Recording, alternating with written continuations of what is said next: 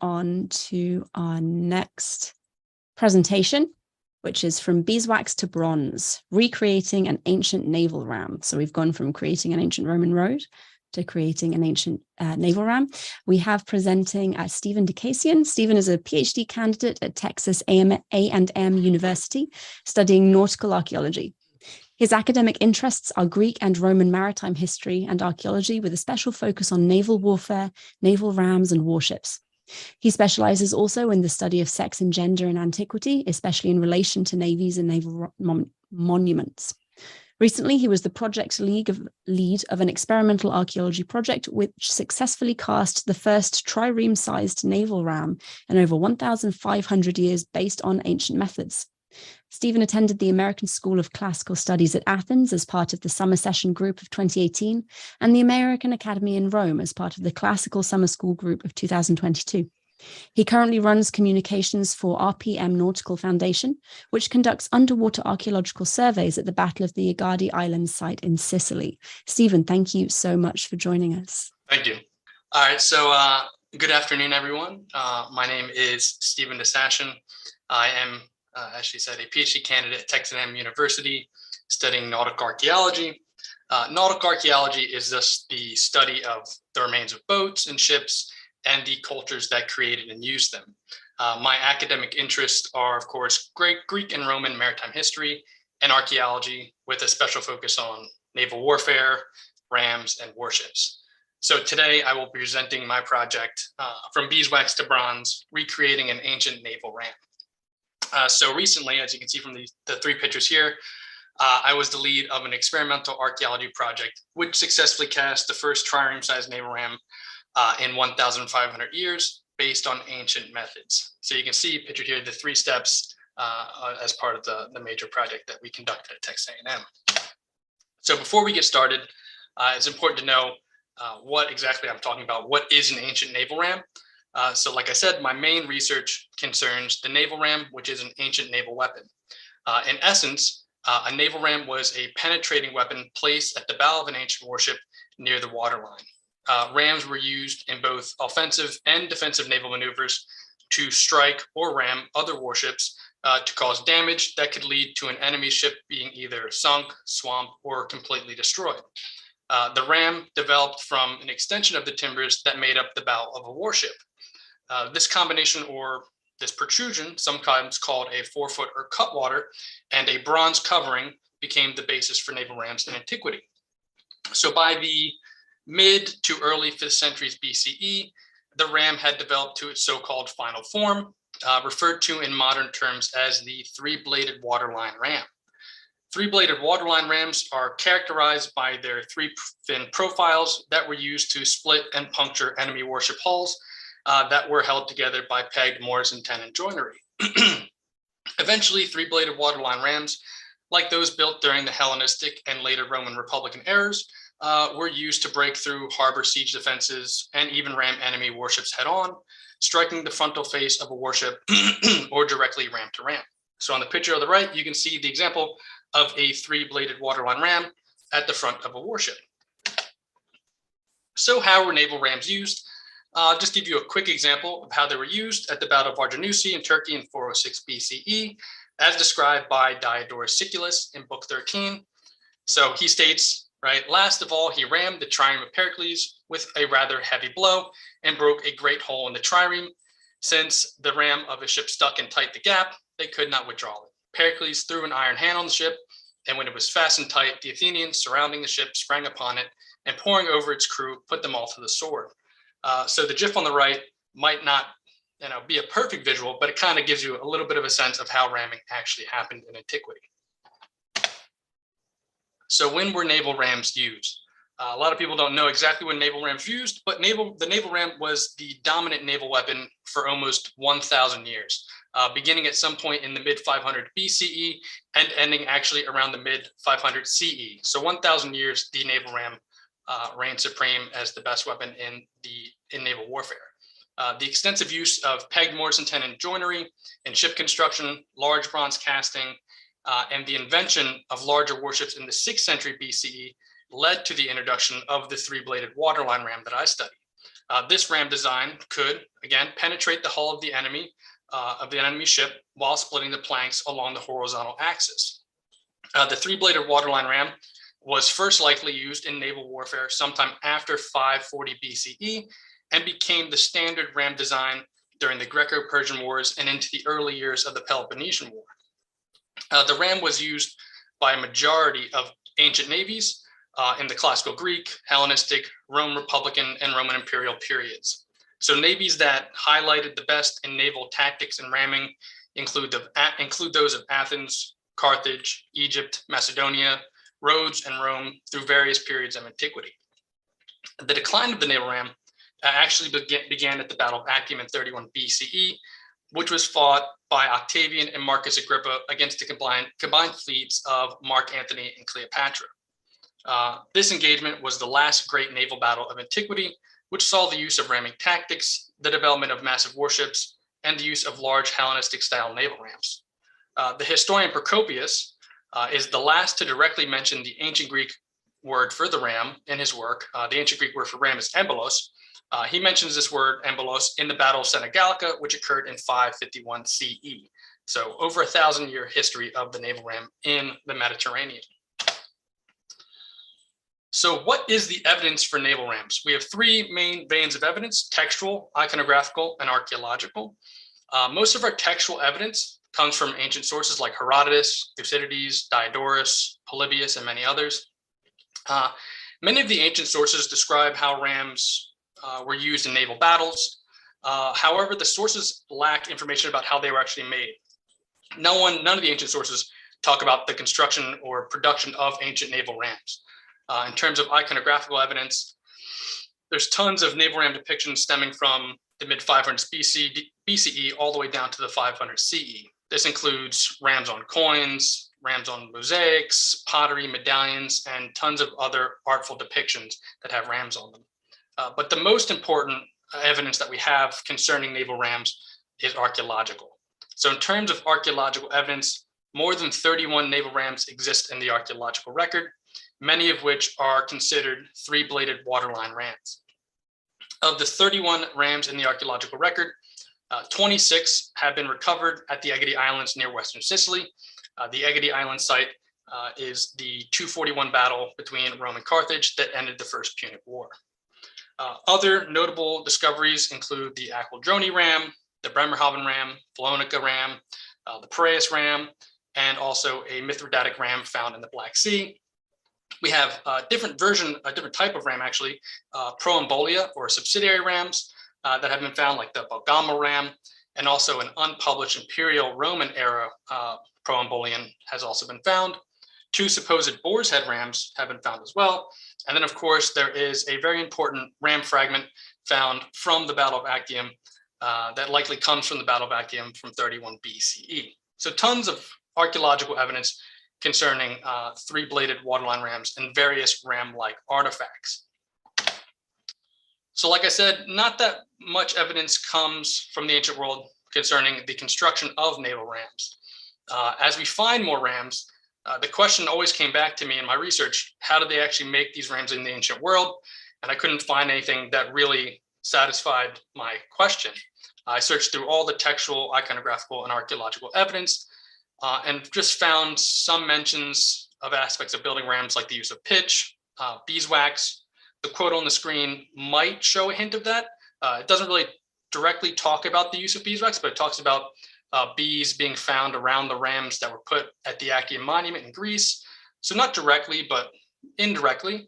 And of course, bronze is used to make rams. But however, there's nothing satisfying enough to show us how these rams were actually constructed in the ancient world.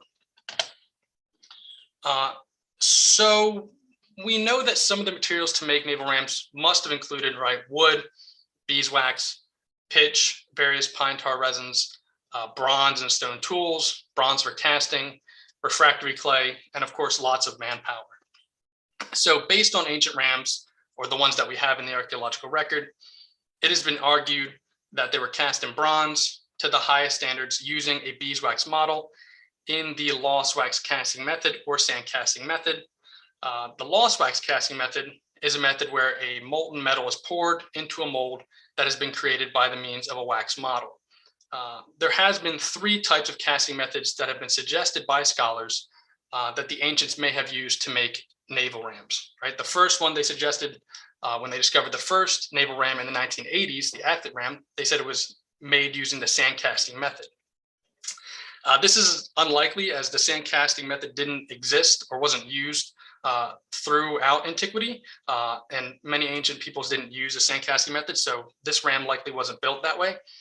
The indirect lost wax casting method is possible, that many of the rams were built this way, but the direct lost wax casting method is probably the most likely method that the ancients used to build naval rams. And this is based on an evaluation of the rams we have in the archaeological record. So quickly, the direct lost wax casting method is where a model is made of wax and then invested directly in clay that is subsequently baked to harden the mold and then melt the wax out, hence the lost wax casting method. The bronze is then poured into the empty space left in the mold. The model is then destroyed in the casting process. Therefore, a new wax model has to be built for each and every new cast, hence the direct lost wax casting method. So in the direct lost wax casting method, you only get one shot to build one model. You don't get a second shot at it. In the direct lost wax casting method, you might get a few shots at it, but building ancient rams would seem that they only get one shot to build one ram at a time. So I proposed a project to actually build one of these ancient naval rams. So while it is known that the ancients used the lost wax casting method to produce large bronze objects, the intricate details of this process as it relates to ram production is debatable. Like I just said, we're not really sure.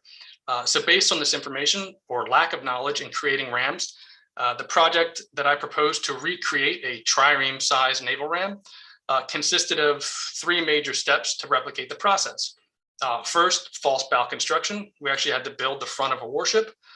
2, beeswax model creation. And then 3, of course, lost wax casting or direct lost wax casting. So the purpose of this experimental archaeological project was to understand the time, manpower, and materials needed to create ancient rams, which can inform us on the economic, social, and political apparatuses of ancient navies.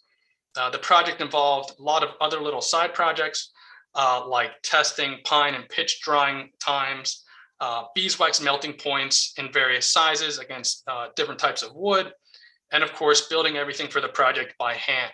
I wanted to stay as close to the ancient process as possible, so I used mostly ancient tools, and when I could, just used my hands. Also molds, of course, built molds by hands, and then copper spikes, all these other little things that I didn't know I needed until the project began. So concept and design, my ram design was based mostly on the Egedy rams that I talked about before that were found off Western Sicily, but has elements of various other rams like the Athlet, Phallonica, and Piraeus rams, to name a few. The design of my ram has similar sections to all other 3-bladed waterline rams, right? You have the top, which we call the cowl. You have the driving center with the 3-blade design, and you have a bottom, which includes a bottom tailpiece and bottom plate. Once I had decided on the final design of the ram, I designed a ramming bow, right, the warship bow, based on the size of the ram I wanted. Now, this is not how they did it in antiquity. You would, of course, build the warship first and then the ram, but I was going for a specific sized ram. So I built the ram first and then, or I designed the ram first, then I built the bow of the warship. So, of course, the first step of the project, bow construction. The first step of the project was to construct a trireme size ramming bow to serve as the beeswax model's core. The bow was based on a culmination of archaeologically attested ramming bows, such as those found inside the Aquadroni, Athlet, and Egedy rams. So the bow is like those found from the ancient world. You can see the initial bow concept pictured in the left and the final design on the right. The bow consisted of 6 major timbers, ramming timber, port and starboard wales, a keel, chalk, and of course a small stem. These 6 pieces of wood in combination actually reflect a bow that may have been constructed as part of a frontal ramming vessel after 413 BCE. So actually a very specific type of ramming vessel. The most complex and hardest part of the project was, of course, building the Ram beeswax model.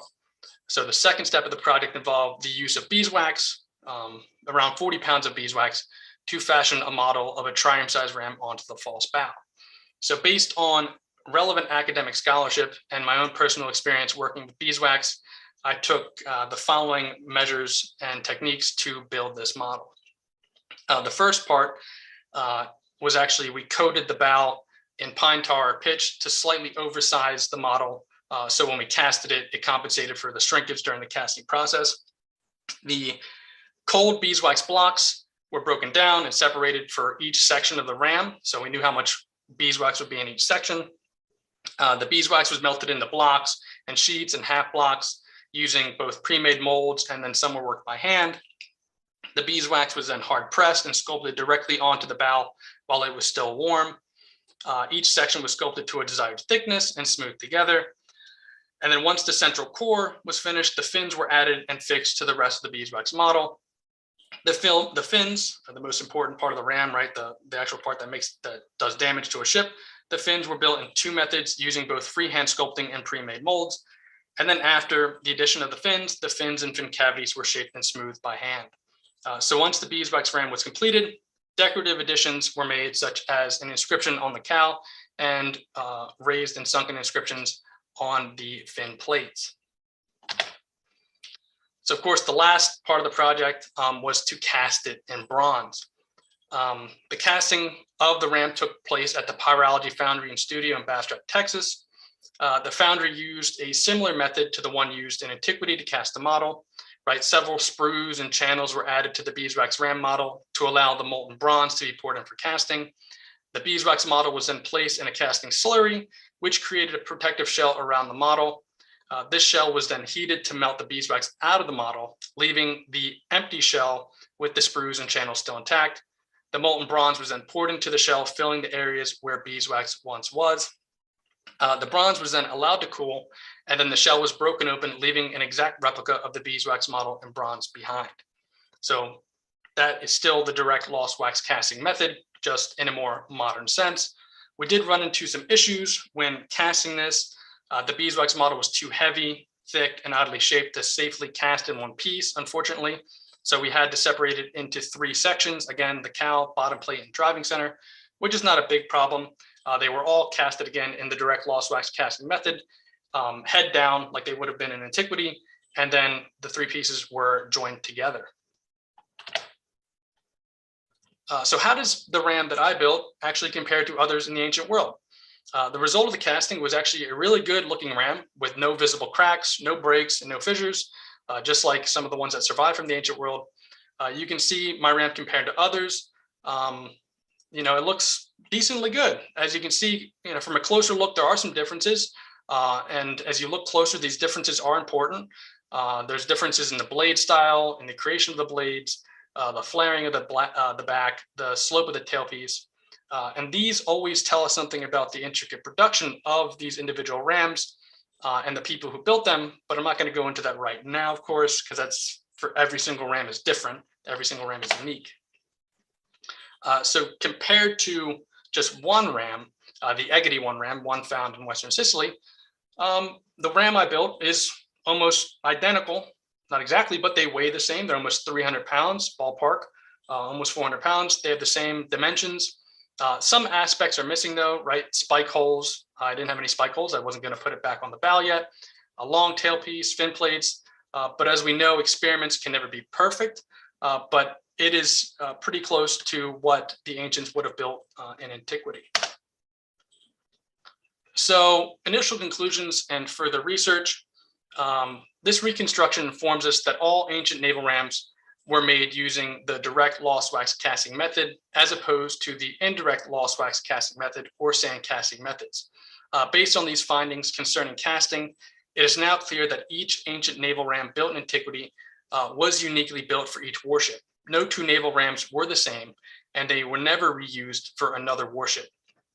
In terms of material, we can now safely assume that in antiquity, a trireme-sized naval ram required an average of 30 to 50 pounds of beeswax to create a model for casting, meaning that any ancient civilization that wanted to build a fleet required an extensive amount, access, and trade in beeswax, as well as pitch and wood. In terms of time and manpower, it would take as many as 3 to 4 skilled craftsmen, 1 to 4 working days to build one beeswax model, depending on its size and complexity. This indicates that ancient navies could be built relatively fast and effectively if the materials and manpower were accessible, hinting that naval rams were likely only used by organized ancient states. The entire reconstruction process indicated that naval rams were expensive, time-consuming to build, and crafted to the highest standards in antiquity. And of course, further research may include testing the ram to understand its ramming capabilities and strength, because of course it is a weapon and we built the weapon, so why don't we use it for its purpose? And where is the ram now? The naval ram, called the DeCasien naval ram, the initial Egedy rams that they found in Western Sicily also have personal names, so it's not crazy to name it after myself, resides in the Conservation Laboratory at the Anthropology Building on Texas A&M University campus in College Station, Texas. So it is the first naval ram to be cast by ancient methods in 1,500 years, and it is the only naval ram outside the Mediterranean basin. So I just want to give a quick thanks to the other people who worked on this project, Dr. Christopher Dostal, Glenn Greco, and Dr. William M. Murray for his project suggestions, Pyrology Foundry, and of course, a special thanks to SASA for putting together and hosting this conference. Thank you. Stephen, thank you so much. And I have to say, if I had also built a naval ram, you'd best believe I'd be naming it after myself, regardless of ancient practices. So I think that's, or archaeological practice, I think that's entirely reasonable. We have a couple of questions. Do the ancient rams that survive in the archaeological record have any hints that let you see how they were constructed? So some of the ones from the Egedy Islands, we have around 26 now, from the Egedy Islands battle. They do have markings that indicate the use of scrapers or combs in the inside. So when they were building the beeswax model, the person who built the model didn't finish actually combing the beeswax or finishing the model. So when they cast it, that is still reflected in the bronze. So these markings, also there's markings that may indicate the weight of the wax that's left over, things like that. You can see just different comb marks, different tool marks. You can see this with different ancient bronzes as well. They're basically built the same as other ancient bronzes, just in a different manner. So not in the indirect lost wax casting method, but the direct lost wax casting method. But you see these tool marks that you see in other bronzes in rams. Could you tell us what the indirect lost wax casting method is? Because I suspect there are some people watching who don't know. So the indirect lost wax casting method is basically you have everything you have in the direct lost wax casting method, but in the direct lost wax casting method, the mold that you build around your model is lost in the direct, where in the indirect, it's not lost. You have a secondary model. So that's basically the difference. So in the RAM model that I built, the wax model is not saved over, it's melted out. Whereas in the indirect, you build a mold, you save the mold, and you can reuse it to build other models with it. I see. And I assume that given each RAM is made for specific ships, this really wouldn't be terribly necessary. Yeah, so each ship is built, use pegged mortise and tenon joinery. So each ship is built completely unique. So you can actually not build in their indirect lost wax casting method for ships, because the front of the ship doesn't match another front of a ship. They never match each other at all. Thank you. Is there anything like maker's marks on the rams that we have from antiquity? There's no names, no places. We do have actually inscriptions on some of the Roman rams from 241 BCE that says, Marcus, son of, Caesar, I approve the construction of this ram. So we actually do have some of that, but nothing else on any of the other rams. So the rams from the Egedy Islands are unique in that they show Roman state approval of the building of these rams. I see. Thank you. And do we see the use of rams, outside of the Mediterranean, or is this a very localized phenomena? I would say that like ramming in the sense of naval warfare, sure, we see that in Asia, Southeast Asia. We see it in in early modern naval warfare, but not with this type of ram, obviously, right? The three-bladed waterline ram is unique to the Mediterranean, but ramming happens. There's like a torpedo ram in early naval warfare, stuff like that, but not in the sense that it's a three-bladed waterline ram like we see in the Mediterranean. Thank you. And you mentioned some other different ram styles. How much do they differ from other Mediterranean rams? So before the three-bladed waterline ram, we have probably maybe 500 years or 400 years where we have this, I would call them proto rams, where we have conical style rams, boar's head rams, bronze sheathing put on ships, where people are trying to figure out how to protect the front of the ship, but also ram other ships. And this is like this odd period of naval warfare that happens before 540s BCE, where people are competing to see what is the best design to protect your own ship, but also ram other ships. And when they come up with the three-bladed design, that becomes the standard for almost 1,000 years. So you do have like this weird arms race, I guess, for after the Homeric period, right, to 540, where people are trying to figure out how this works. That's awesome. Thank you. Got a couple more questions through from the chat. How easy was it to get the wax model off of the wooden frame? The addition of pitch sounds very sticky. So the pitch is very sticky, and the pitch helps to hold the beeswax model on. But very surprisingly, when I had two other people helping me take it off, all I needed to do was knock the back twice, and it just actually popped right off the front. It slid right off. The guy, my friend and colleague, Glenn Greco, was at the end. He actually caught it, which is very lucky, but it came right off. So important information to know. That is useful. Another question: what does knowing that rams were unique to each warship and not reused tell us about the importance of the rams, and did they serve as more than a ship's weapon? So rams. Sorry, can you repeat the first part? What does knowing that each one was unique to specific warships and not reused tell us about their importance, the importance of the rams? So it tells us a lot about materials used in the ancient world. So if you can reuse rams, that means you can put them on different ships, you can save supply, you can save time. But since they're built in such a unique manner, it means that there has to be a lot investment invested in bronze, in beeswax, in the construction site, in the ship itself. So if you're able to reuse them or mass produce these rams, it means that a variety of other ships could be built, and I guess naval warfare would be not as unique as it is in the early periods. And to the second question, I forget what it was already, sorry. Sorry, did they serve as more than a ship's weapon? Not necessarily. We see a lot of rams, once they are used up as ship's weapons, taken off the ship and put in monuments, put in homes, as decorations, as trophies of victories. That happens a lot, right? Octavian's victory at Actium in 31 BCE, he builds this massive monument to his victory over Mark Antony and Cleopatra in Greece, Nicopolis, where he puts the largest rams of Cleopatra's navy on the monument to show that he's the ultimate victor of this civil war. So rams are actually really important. Three-bladed waterline rams are really important to show Roman and Greek victories in naval warfare by collecting them after the battle, because they are such unique pieces. If they weren't unique, you wouldn't necessarily want them to put them in a monument because they're not that important. But since they're so complex and hard to build and so unique, they're very important and very time-consuming, very costly. So you take them, they're shiny, you put them up in a monument to show that you're the ultimate victor.